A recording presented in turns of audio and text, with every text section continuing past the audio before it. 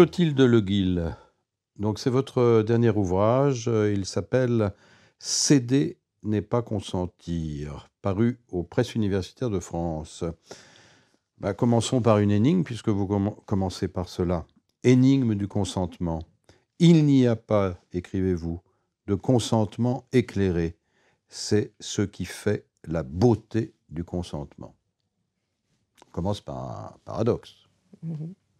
Oui, c'est cette phrase il n'y a pas de consentement éclairé, c'est la phrase qui m'est venue en premier. J'ai eu envie que ce soit la première phrase du livre, en tout cas c'est la première phrase du second chapitre, le premier étant plutôt une contextualisation aussi de mon propos par rapport à l'époque.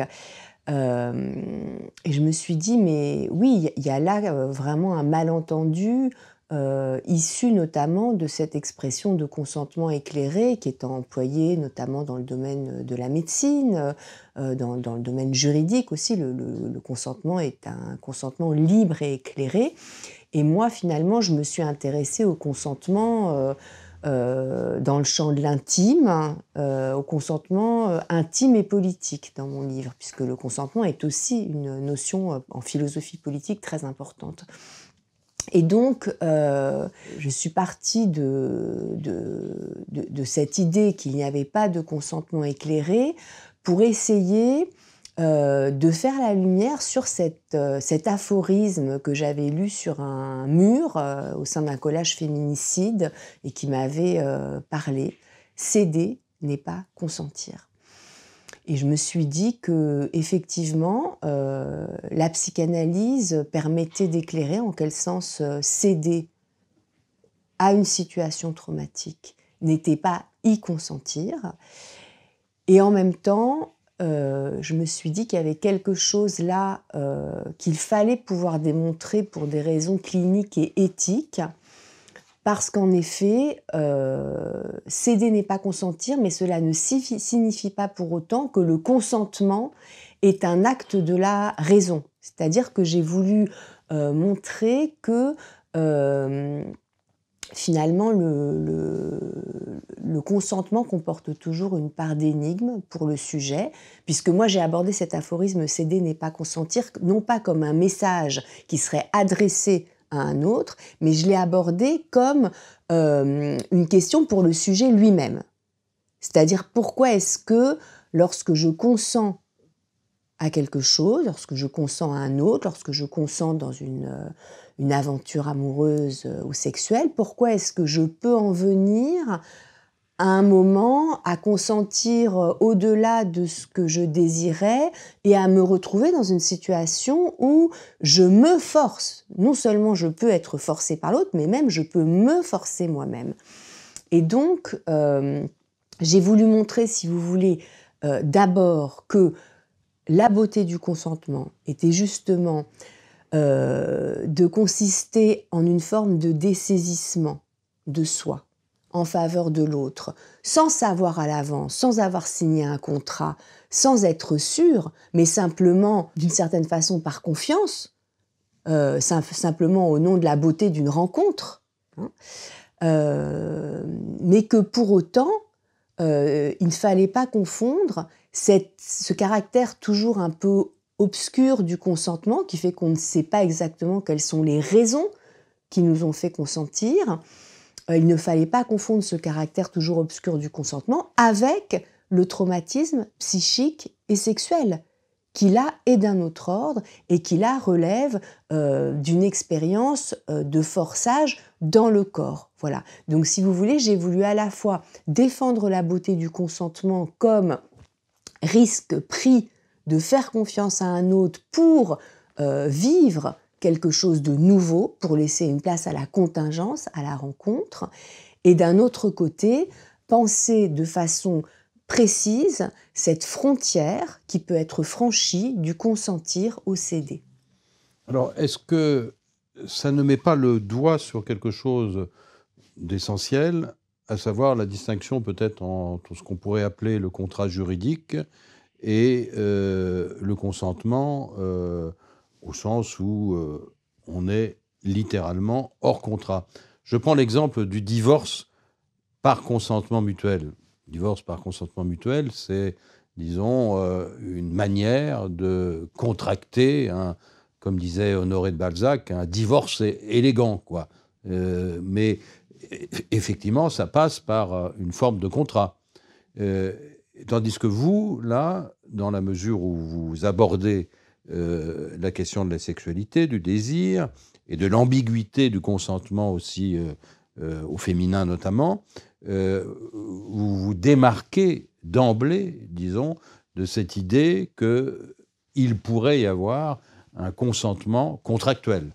Absolument. C'est-à-dire que je distingue radicalement le consentement du contrat, c'est-à-dire que je propose une autre approche du consentement que l'approche juridique, qui en effet définit le consentement depuis un accord libre et éclairé qui peut donner lieu à un contrat, donc où chaque contractant s'engage avec un certain nombre de garanties.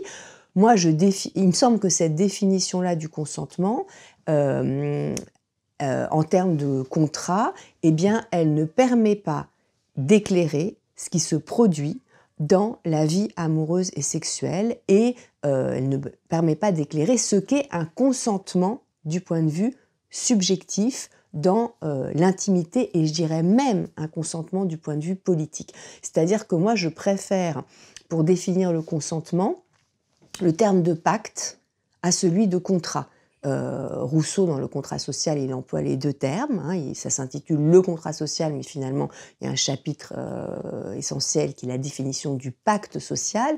Il me semble que dans le consentement, il est davantage question d'un pacte que d'un contrat. Et un pacte, qu'est-ce que c'est un pacte? Un pacte, c'est toujours quelque chose qui relève, comme je le disais tout à l'heure, d'une confiance, qui relève aussi d'un amour qu'on éprouve envers un autre, à qui on peut s'en remettre, parce qu'on désire vivre une aventure avec l'autre. Et donc, la définition, finalement, pour moi, du consentement que j'ai essayé aussi de construire dans mon livre est une définition qui montre en quel sens le consentement engage le corps.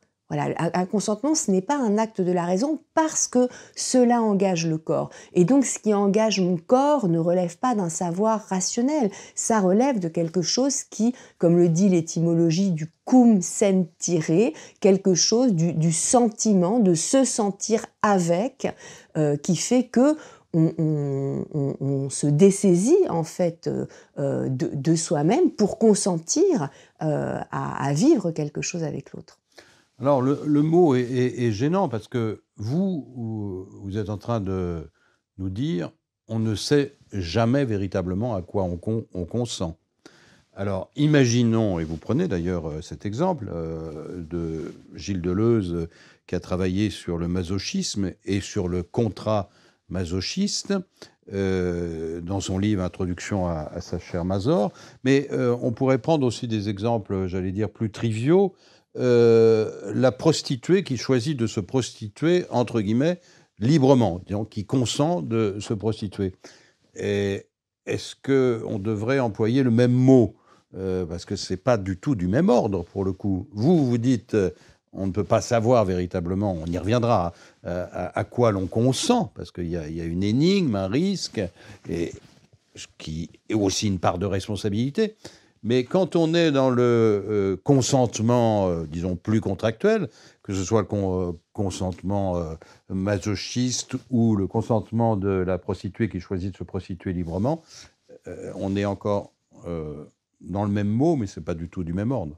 C'est ça, c'est pourquoi cela permet vraiment de creuser en fait un écart entre le consentement et le contrat. Justement, cette référence à Gilles Deleuze, je trouve qu'elle permet très bien de saisir ça, parce qu'on on se dit mais pourquoi est-ce qu'il met le contrat avec le masochisme d'un point de vue juridique? On ne mettrait pas du point de vue de la raison juridique. On ne voit pas exactement pourquoi il faudrait articuler le contrat et le masochisme. Finalement, ce qui est intéressant dans, en tout cas, une des dimensions de l'interprétation deleuzienne du contrat, c'est qu'il nous fait saisir en quel sens le contrat peut être aussi une façon de faire taire l'autre, finalement, de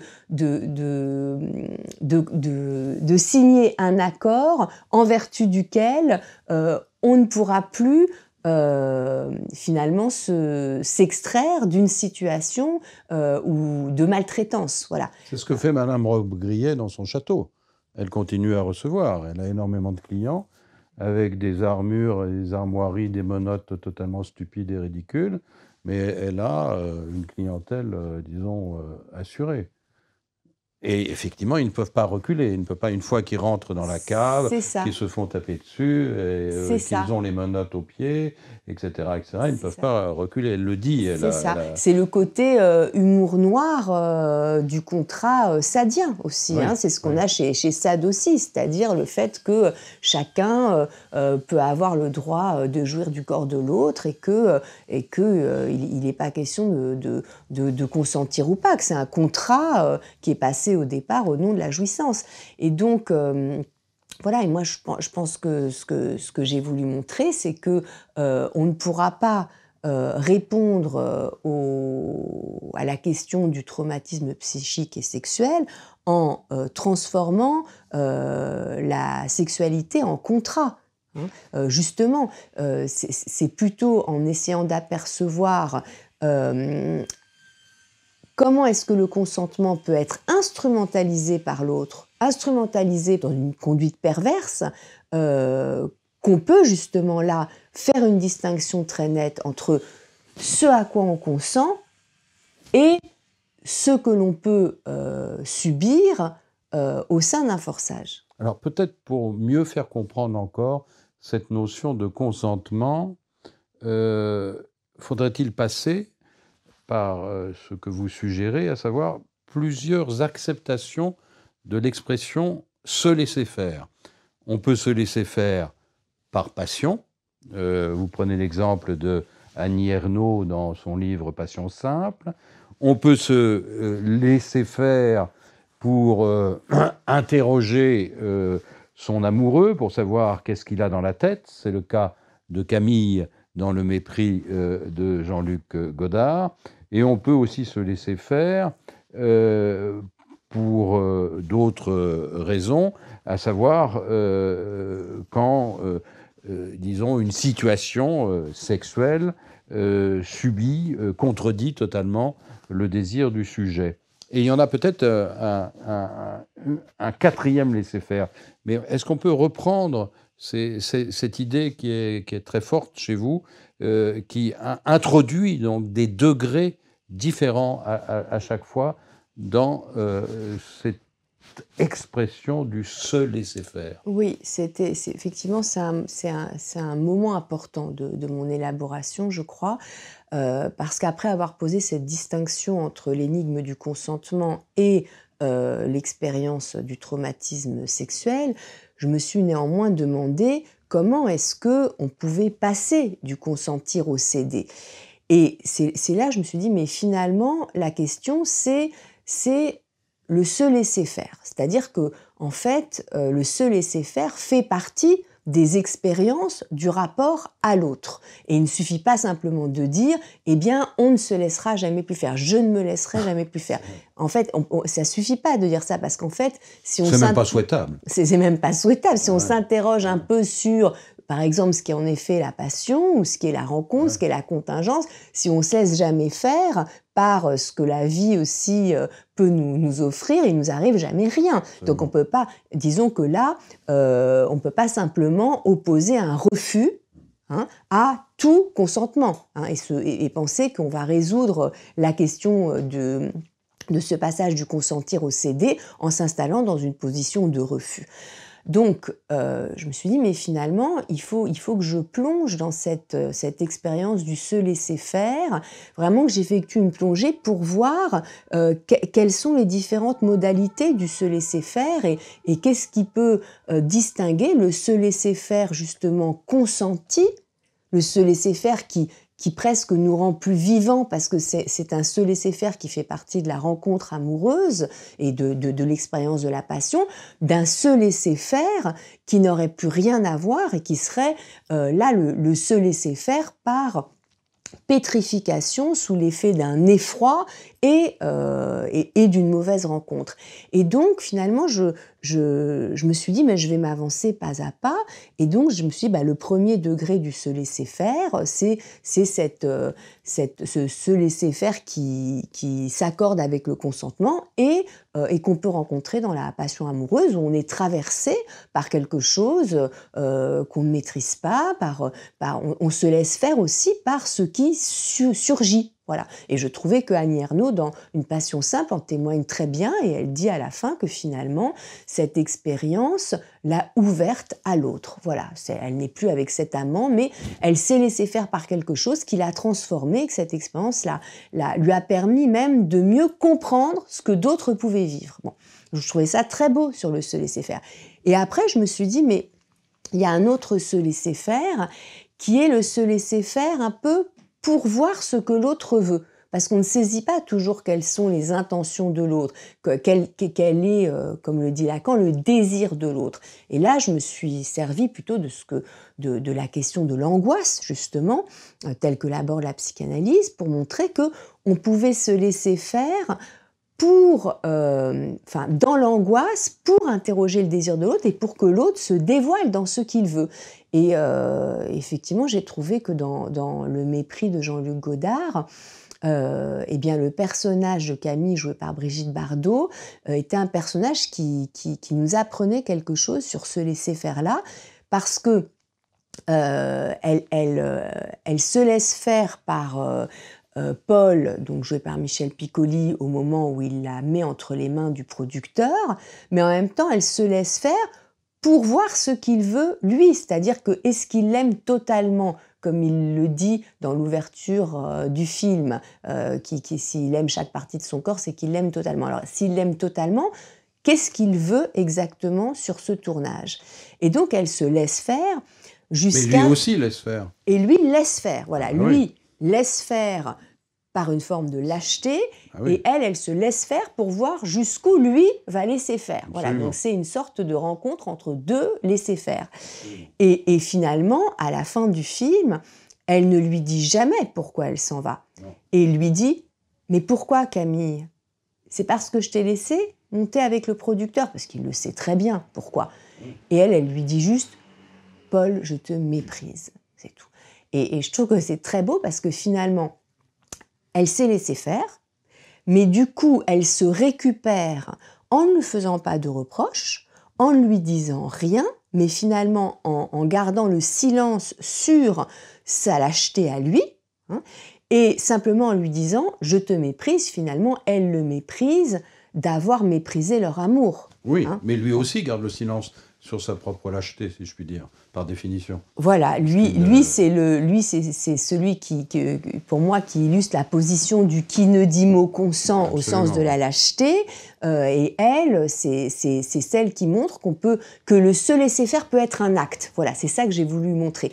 Et le dernier degré, là, c'est le degré où la frontière entre le consentir et le céder est résolument franchie, et c'est un se laisser faire qui court-circuite le temps de l'angoisse. Le sujet n'a pas le temps d'être angoissé, c'est le se laisser faire justement dans la mauvaise rencontre traumatique, et que j'exemplifie à partir d'un des premiers cas de Freud, le cas d'une jeune femme de 18 ans qui s'adresse à Freud parce qu'elle souffre d'un symptôme de phobie lorsqu'elle entre dans une boutique toute seule et qu'elle part en courant.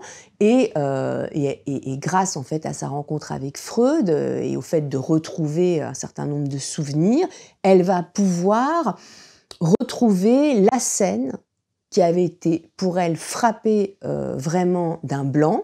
Quand elle avait 8 ans. Voilà, la scène où elle était devenue, suite à laquelle elle est devenue amnésique, en fait, qui est une scène donc où elle a 8 ans, elle va acheter des friandises chez l'épicier, et l'épicier lui passe la main sur les organes génitaux par-dessus sa robe. Une scène d'attouchement, et finalement qui l'a laissée sans voix. Elle n'a rien pu dire. Et donc j'ai voulu montrer que là, il fallait pas mettre sur le même registre ce se laisser faire là, qui est un se laisser faire sous l'effet d'une déflagration qui est produite dans le corps de la petite fille et d'un court-circuit de l'angoisse, c'est-à-dire qu'elle n'a même pas eu le temps d'être angoissée, elle n'a même pas eu le temps de fuir, et qu'il ne fallait pas le confondre avec le se laisser faire par angoisse ou le se laisser faire par consentement. Alors vous revenez sur la phrase célèbre de Jacques Lacan, ne pas céder sur son désir, qui est souvent très très mal comprise, mais dans la mesure où le verbe céder est dans votre titre, pouvez-vous reprendre ce point, ne pas céder sur son désir? Ça ne veut surtout pas dire ne pas céder à ses penchants. Ça veut dire, d'après ce que vous nous expliquez, essentiellement ne pas céder à l'emprise du surmoi. Et in fine, c'est peut-être aussi une réponse à la pulsion de mort. Mais pouvez-vous reprendre ce point pour qu'on le comprenne bien? Oui, par rapport au consentement. Oui, voilà. C'est-à-dire qu'effectivement, quand j'ai lu cette phrase « céder n'est pas consentir », j'ai aussi pensé à l'usage qui est fait par Lacan du verbe « céder ». Et il en fait deux usages. L'un qu'on rencontre dans la phrase que vous venez de citer, ne pas céder sur son désir, qui est un usage qu'il fait dans le séminaire sur l'éthique de la psychanalyse, et un autre usage plus tardif dans le séminaire sur l'angoisse, qui est le céder à la situation traumatique. Et donc, ce sont deux usages différents du verbe céder qui m'ont permis aussi d'éclairer cet aphorisme « céder n'est pas consentir ». Que veut dire Lacan lorsqu'il affirme que la seule chose dont on puisse être coupable, dans la perspective psychanalytique, dit-il, c'est-à-dire après avoir fait une analyse ou en faisant une analyse, c'est d'avoir cédé sur son désir. C'est une phrase en effet qui a fait l'objet d'un certain nombre de contresens, et notamment dans le contexte des années 70 et de la libération sexuelle. Ne pas céder sur son désir, déjà, cela signifie ne pas renoncer à son désir. Ça, c'est la première chose qui est importante. Ça ne veut pas dire sacrifier son désir, ça veut dire le contraire. Ça veut dire ne jamais céder à la pulsion qui nous conduit toujours à abandonner notre désir. Le désir est toujours finalement une valeur qu'on est amené à défendre, à sauver, parce que rien dans notre existence ne nous facilitera la tâche du point de vue de notre désir. Mais ce qui est important, c'est que pour Lacan, il y a une distinction entre le désir et la pulsion.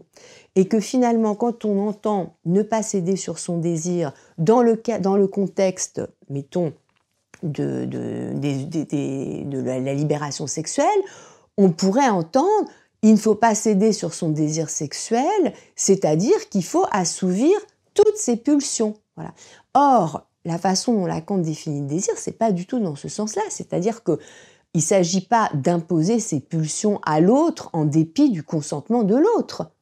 Ne pas céder sur son désir, c'est justement ne pas se laisser soi-même devenir le jouet de ses propres pulsions et arracher le registre du désir, finalement, au champ des pulsions. Le registre du désir qui est d'un autre ordre, qui est plutôt de l'ordre, finalement, aussi de ce que Spinoza appelait persévérer dans l'être. Le registre du désir, c'est celui qui nous fait être et qui nous permet aussi de rejoindre, finalement, quelque chose que nous voulons profondément et non pas qui nous permettrait de céder à la pulsion. Et donc, ce ne pas céder sur son désir, ce qui est intéressant, c'est que Lacan, il illustre à partir du personnage d'Antigone, qui est donc pas un personnage, léger, qui est un personnage tragique, un personnage qui choisit, qui préfère mourir plutôt que de renoncer à enterrer son frère. Mais pourquoi est-ce qu'il l'illustre à partir du personnage d'Antigone? C'est parce que c'est celle qui ne cède pas. C'est celle qui préfère mourir plutôt que de céder sur son désir, c'est-à-dire plutôt que d'obéir à l'autre, d'obéir à Créon. Et donc, la question du surmoi, elle entre en jeu à cet endroit, c'est-à-dire que ce que montre Lacan et ce que nous apprend la psychanalyse, c'est que ce qui nous fait abandonner notre désir, donc céder sur notre désir, ce n'est pas seulement l'autre, c'est l'autre en nous-mêmes, c'est l'instance du surmoi qui sans cesse nous pousse finalement à faire ce que nous croyons devoir faire, ou même à jouir toujours plus, sans finalement avoir aucun égard pour notre propre consentement. C'est-à-dire ce que j'ai voulu montrer, c'est ce que je trouve passionnant en fait dans ce qu'apporte la lecture psychanalytique, c'est que ce qui vient aussi violer notre consentement, c'est le surmoi. Et c'est pas seulement l'autre, c'est que ça permet de comprendre, sinon ça reste aussi une énigme, pourquoi est-ce que le sujet peut se forcer et ensuite s'interroger sur le mal qu'il s'est donné pour faire justement ce qu'il ne voulait pas faire. Donc ne pas céder sur son désir, c'est ne pas obéir au surmoi et apercevoir que justement c'est en désobéissant au surmoi qui peut aussi bien ordonner de jouir plus, qui est aussi un surmoi sadien pour Lacan, c'est en désobéissant au surmoi que l'on parvient à rejoindre son désir. Et l'autre versant, donc du céder à la situation... Pouvez-vous préciser désobéir à son surmoi? Ça veut dire quoi précisément? Et qu'est-ce que recouvre le surmoi là? Oui, c'est un point important, c'est-à-dire que finalement, vous savez, Freud définit le surmoi comme une sorte de juge intérieur. Oui. C'est une voix en nous-mêmes, comme dit Lacan, qui réclame obéissance. Mais on ne s'en aperçoit pas. En fait, on a l'impression qu'on obéit à ce qu'on veut. C'est là où l'affaire du désir est compliquée. C'est-à-dire qu'on ne saisit pas toujours aussi la frontière entre le surmoi, c'est-à-dire ce qui fait qu'on s'oblige à faire ce qu'on ne veut pas. On s'observe soi-même. Voilà. Ça, il y a quelque chose en nous-mêmes qui nous enjoint de faire ce qu'on ne veut pas faire. Mais on le fait du fait d'avoir intériorisé certains interdits, certaines normes, certaines obligations, certains idéaux. Et donc, finalement, ce que j'ai voulu montrer, c'est que c'est difficile, en fait, de désobéir au surmoi. Parce qu'en fait, on ne s'aperçoit même pas qu'on y obéit. Simplement, ce qui nous en reste, après, c'est qu'on est dans un état souvent de dépression, parce qu'en fait, on a lâché sur son propre désir. Et c'est là où la psychanalyse permet de démêler aussi ce nœud qui fait qu'on ne se fie pas spontanément à son désir, mais on se fie plus à son surmoi. Et sur le CDA, donc le CD, alors là c'est un autre usage du verbe céder chez Lacan, qui éclaire aussi l'aphorisme « céder n'est pas consentir », que Lacan emploie pour dire que dans la situation traumatique, plutôt il dit dans la confrontation traumatique, le sujet cède à la situation.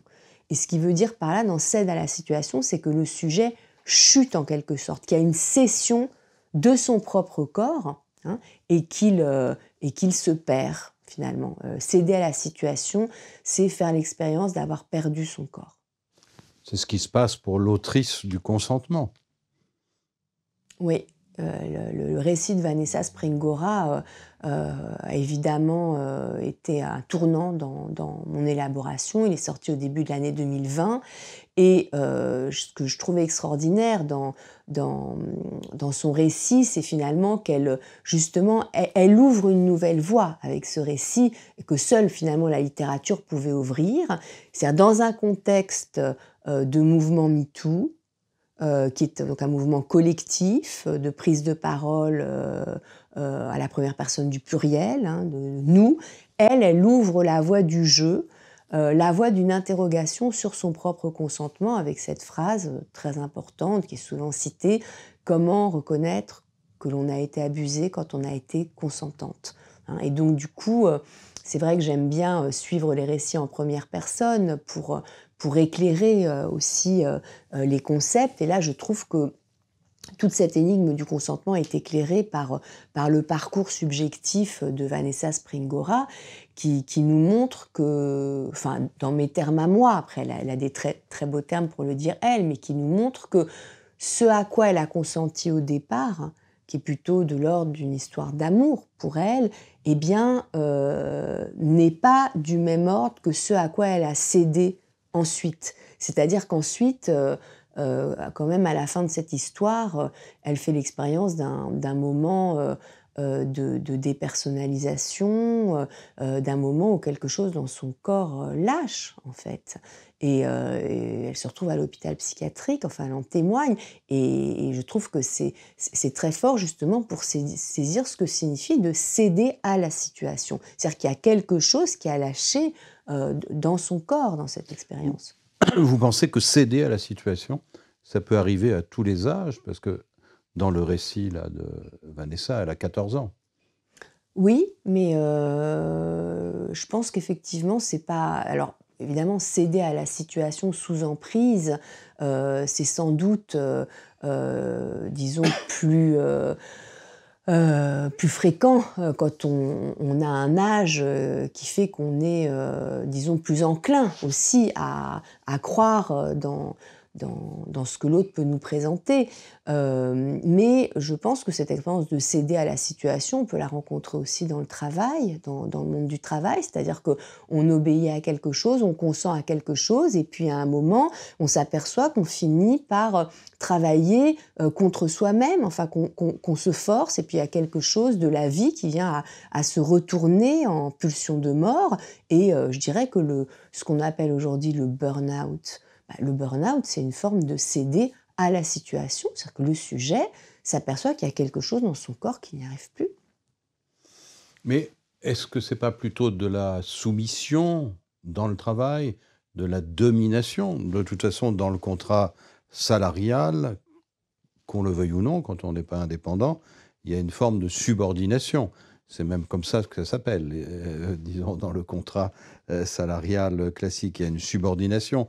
Et c'est pas vraiment sur le même plan, le consentement sexuel et la soumission ou la subordination salariale, par exemple. Vous avez des gens aujourd'hui qui vous disent, je ne sais pas, Frédéric Lordon, par exemple, que le salariat est un esclavage, enfin une forme d'esclavage moderne.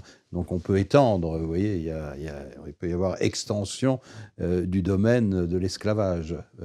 Oui, alors je me référerai à un autre Frédéric, qui est Frédéric Gros, hein, sur la désobéissance, parce que oui, vous avez raison, bien sûr, il y a la question de la soumission, de la servitude volontaire et du fait de penser finalement qu'en étant davantage éclairé, on va pouvoir se dégager d'une forme de servitude volontaire. Mais d'abord, je pense qu'il faut aussi avoir une approche à partir de ce qui n'est pas nécessairement conscient dans ce à quoi on obéit. C'est-à-dire que aussi quand on se sent pris dans un mouvement, quand on se sent pris dans un collectif, quand on se sent pris dans un nous, il y a quelque chose qui vibre aussi en nous du fait de faire partie de ce nous. Et c'est pas nécessairement facile de s'en extraire, de s'en dégager. Ça implique aussi d'affronter une forme de solitude. Et je pense que l'engagement, en tout cas dans le travail, bien sûr, il est régi par les termes d'un contrat. On peut dénoncer même la forme du contrat salarial lui-même, mais l'engagement dans le travail, il en passe aussi à un moment par le désir. Enfin, on peut aussi faire un travail qu'on désire faire. Et là, on peut aussi rencontrer à un moment le fait que face à la demande de l'autre, il y a quelque chose qui s'emballe. Et aujourd'hui, c'est extrêmement fréquent du fait aussi des conditions de travail numériques, hein, de l'absence de limite, de l'absence de scansion entre le jour, la nuit, le week-end, la semaine. Il y a une sorte de continu qui fait qu'il y a une demande de l'autre en continu, en permanence. Et à quel moment j'arrête de répondre? Est-ce que j'ai le droit d'arrêter de répondre? Il faut un certain travail sur soi, en fait, pour pouvoir désobéir à quelque chose qui se présente comme une injonction. Alors, vous avez évoqué le récit de Vanessa Springora et vous évoquez à la fin du livre l'amant de Marguerite Duras. C'est un peu l'envers et l'endroit, disons, du consentement. Je vais vous lire, à propos juste avant Marguerite Duras, l'expérience d'un se laisser surprendre par le désir comme par une aube se levant. C'est-à-dire que là, on est dans le ravissement. Et donc, on est aux deux bords du consentement. C'est ça, oui, c'est bien de le présenter avec ce terme de ravissement, puisqu'évidemment, ça fait référence aussi au ravissement de l'Olvestein.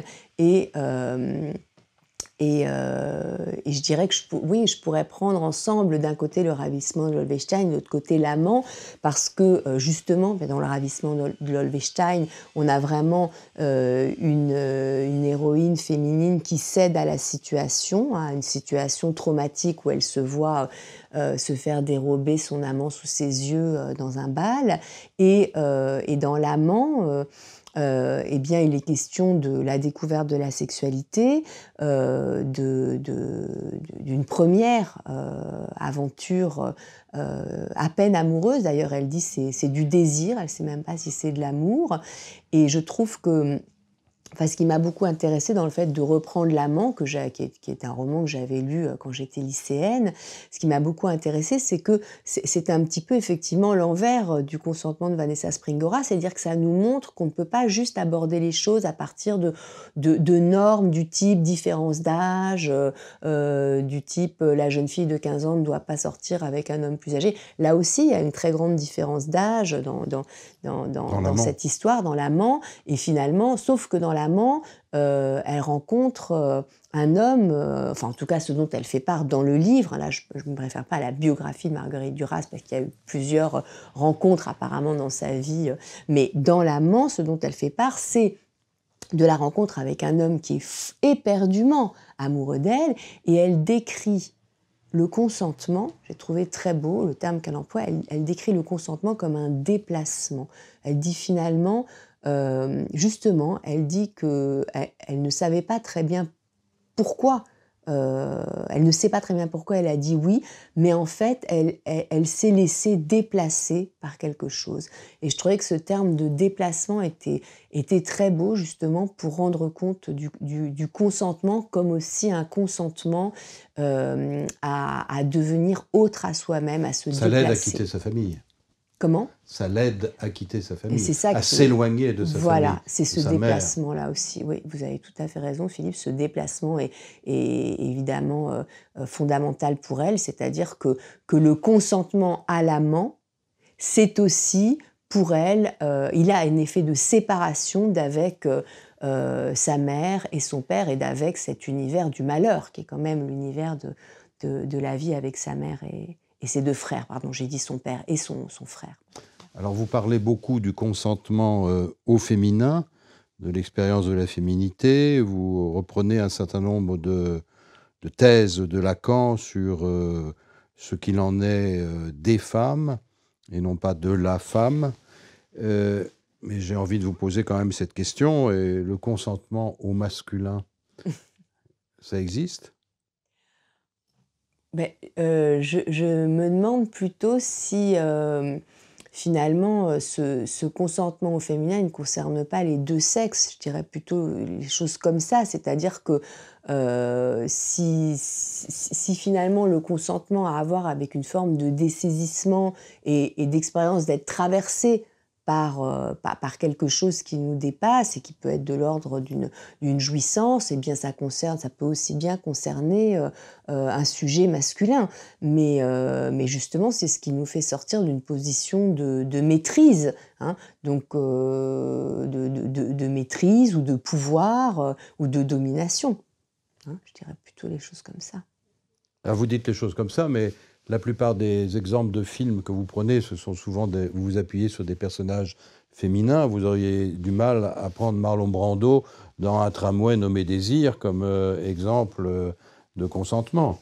Non, mais je prends quand même des personnages masculins comme exemple à propos du traumatisme de guerre et pour illustrer ce qu'est céder à la situation.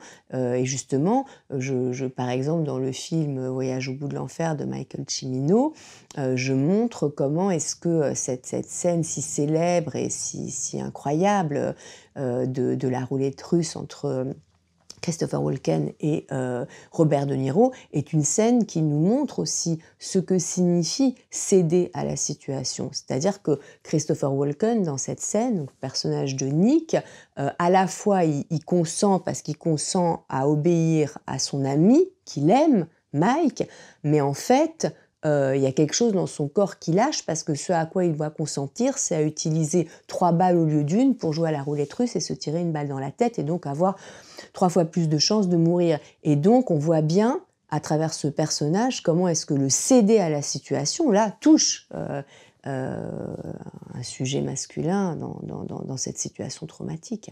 Mais alors, quel lien établissez-vous entre ce céder à la situation, qui est une situation ici à la fois de rivalité virile, de guerre, etc., et un céder à la situation purement sexuel ou purement amoureux?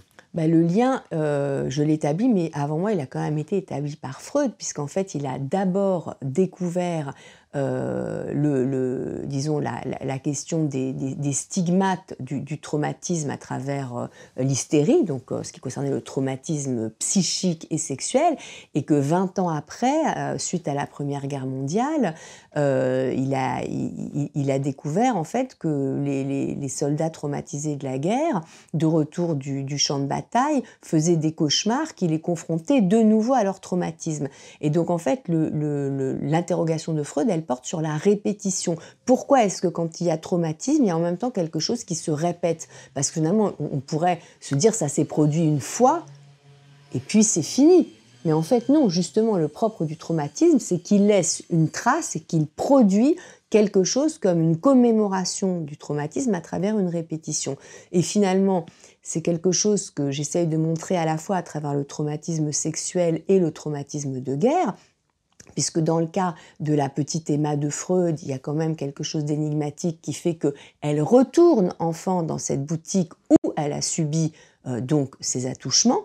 Et la question de Freud est pourquoi elle y retourne, et j'essaye de répondre à cette question. Et dans le cas du personnage de Nick dans Voyage au bout de l'enfer, comme vous le savez, lui ne pourra jamais rentrer en Amérique et il ne cessera finalement de répéter cette traumatique en restant à Saigon à jouer à la roulette russe. Donc ça, c'est quand même énigmatique. Pourquoi est-ce qu'il répète ça? Et là, on saisit vraiment concrètement ce que signifie céder à la situation. C'est qu'il y a quelque chose du sujet qui a été aboli. Le sujet ne peut plus s'arracher à cette situation qui a forcé quelque chose dans son propre corps et qu'il ne peut que répéter comme pour essayer de saisir ce qu'il a perdu. Quelle différence établissez-vous entre ces deux expressions, consentir à un désir, consentir à un amour?